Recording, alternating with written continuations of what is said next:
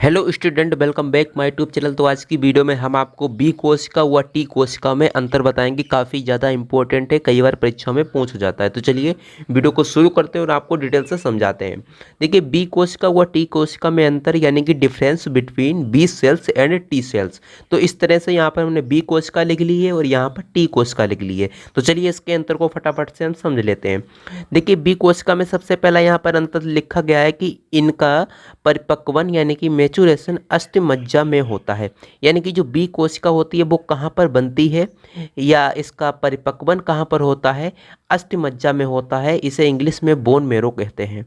और जो टी कोशिका होती है इसका परिपक्वन यानी कि इसका निर्माण कहाँ पर होता है, थाइमस ग्रंथि यानी कि थाइमस ग्लैंड में होता है। तो टी कोशिका थाइमस ग्लैंड में बनती है और बी कोशिका अस्थिमज्जा में बनती है। तो ये पहला अंतर आपको समझ में आ चुका है।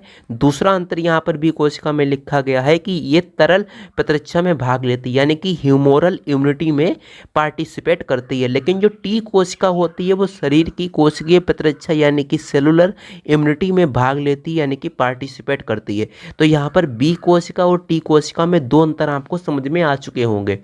अगला यहाँ पर जो पॉइंट है कि बी कोशिका में ये प्रत्यारोपित अंगों यानी कि ट्रांसप्लांटेड ऑर्गन के विरुद्ध क्रिया में भाग नहीं लेती है।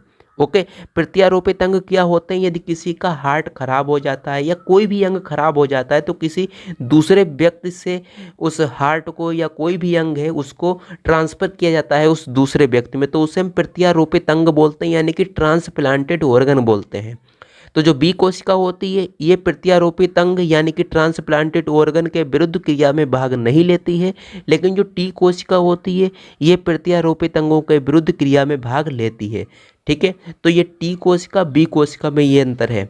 अब अगला यहाँ पर जो अंतर है काफ़ी ज़्यादा इंपॉर्टेंट है और ये भी लास्ट अंतर है।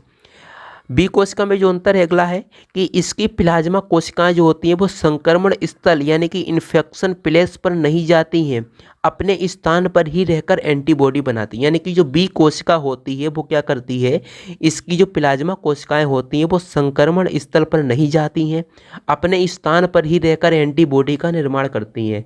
लेकिन जो टी कोशिका होती है वो क्या करती है, वो संक्रमण स्थल पर जाती है और एंटीबॉडी नहीं बनाती है। तो ये टी कोशिका में अंतर है। और यहाँ पर लिखा गया है टी लिम्फोसाइट। टी लिम्फोसाइट कोशिका यानी कि टी कोशिका को हम टी लिम्फोसाइट कोशिका भी बोल सकते हैं और बी कोशिका को हम बी लिम्फोसाइट कोशिका भी बोल सकते हैं, क्योंकि लिम्फोसाइट जो कोशिका होती है उसके ये प्रकार हैं। लिम्फोसाइट जो कोशिका होती है इसको दो भागों में बांटा जाता है, बी कोशिका और टी कोशिका। इसीलिए हम इसे बी लिम्फोसाइट कोशिका और इसे हम टी लिम्फोसाइट कोशिका कहते हैं। तो ये बात आपको समझ में आ चुकी है। चलिए इसको फिर से एक बार रिवाइज कर लेते हैं ताकि यहाँ आपको अच्छी तरह से ये समझ में आ जाए। तो चलिए फिर से एक बार रिवाइज कर लेते हैं। यहाँ पर बी कोशिका और टी कोशिका को लिखा गया है, इसका अंतर हम पढ़ते हैं आसान शब्दों में। तो देखिए, पहला यहाँ पर बी कोशिका में अंतर है कि इसका परिपक्वन जो होता है, इसका मैचुरेशन जो होता है यानी कि इसका निर्माण जो होता है वो कहाँ पर होता है, अस्थिमज्जा यानी कि बोन मैरो में होता है।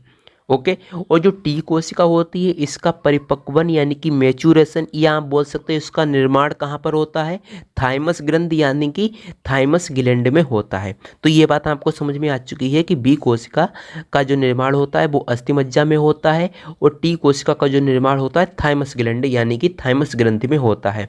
तो ये आपको अच्छी तरह से समझ में आ चुका है, पहली बार में ही आपको समझ में आ चुका है, लेकिन मैं आपको रिवाइज करा देता हूं ताकि आपको डिटेल से समझ में आ जाए और आसान शब्दों में। और यहाँ पर तो दूसरा यहाँ पर पॉइंट लिखा गया है बी कोशिका में कि ये तरल प्रतिरक्षा में भाग लेती है यानी कि ह्यूमोरल इम्यूनिटी में पार्टिसिपेट करती है। ओके, तो ये भी अंतर है इम्पोर्टेंट। और जो टी कोशिका होती है या टी लिम्फोसाइट कोशिका भी बोल सकते हो, ये शरीर की कोशिकीय प्रतिरक्षा यानी कि सेलुलर इम्यूनिटी में भाग लेती है। ये ह्यूमोरल इम्यूनिटी में भाग लेती है, ये कोशिकीय प्रतिरक्षा यानी कि सेलुलर इम्यूनिटी में भाग लेती है। और जो बी कोशिका होती है ये प्रत्यारोपित जो अंग होते हैं उनके विरुद्ध क्रिया में भाग नहीं लेती है, ये बी लिम्फोसाइट कोशिका। लेकिन जो टी लिम्फोसाइट कोशिका होती है ये क्या करती है, ये प्रत्यारोपित अंगों के विरुद्ध क्रिया में भाग लेती है, ये नहीं लेती है। और बी कोशिका में अगला जो पॉइंट है, अगला अंतर है कि इसकी जो प्लाज्मा कोशिकाएं होती हैं वो संक्रमण स्थल पर नहीं जाती हैं। जो बी कोशिका की जो प्लाज्मा कोशिकाएं होती हैं वो संक्रमण स्थल पर नहीं जाती हैं और अपने स्थान पर ही रहकर एंटीबॉडी बनाती हैं। लेकिन जो टी कोशिका होती है वो कैसी होती है, टी कोशिका होती है, इसकी जो प्लाज्मा कोशिकाएं होती हैं वो संक्रमण स्तर पर जाती हैं लेकिन एंटीबॉडी नहीं बनाती हैं। ओके, यहाँ पर क्या हुआ था, यहाँ पर ये इसकी जो प्लाज्मा कोशिकाएं होती हैं वो संक्रमण स्तर पर नहीं जाती हैं लेकिन एंटीबॉडी बनाती हैं। और यहाँ पर क्या हुआ, संक्रमण स्तर पर तो जाती हैं प्लाज्मा कोशिकाएं लेकिन एंटीबॉडी नहीं बनाती हैं। तो ये बात आपको समझ में आ चुकी है, बी कोशिका और टी कोशिका में अंतर आपको अच्छी तरह से समझ में आ चुका होगा। तो चलिए अब हम मिलते हैं अगली वीडियो में, जब तक के लिए जय हिंद जय भारत।